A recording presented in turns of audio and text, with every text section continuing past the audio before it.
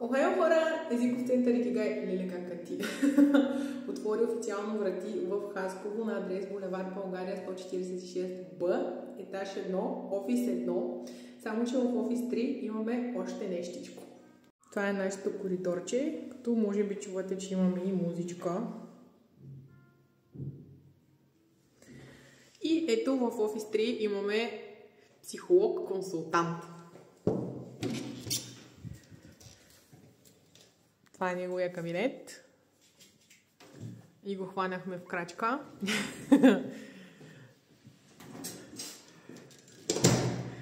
И да, снимаме през март. Тоест, абсолютно сега се случва всичко. А ето го и моя кабинет на езиковия център. Като пак имаме мартеница и нещо китайско за късмет. Ето го и езиковия център. Така реших накрая да го подредя. Като има място за 3 души, т.е. знаете, по принцип работя изцяло индивидуално, но допускам групи до 3 души. Като на този монитор, чакайте сега ще пуснем, аз бях си пуснала едно фонче. По принцип, учениците гледат учебниците, всичко, което им показвам и така нататък.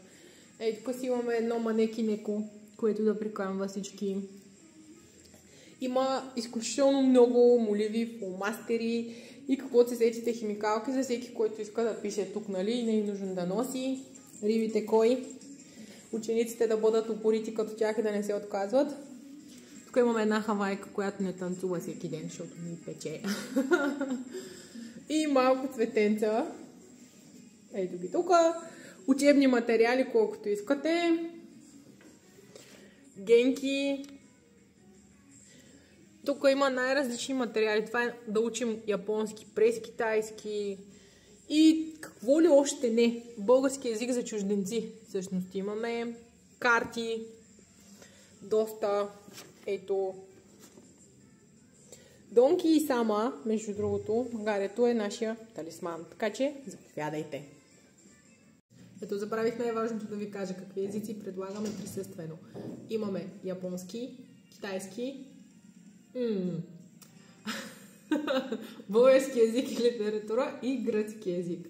Всичко останало е онлайн. Японски, китайски, корейски, английски и отново имаме гръцки и български. Така че преценете, елате, вижте обстановката. Ще ми е приятно да се запознаем и да учим заедно.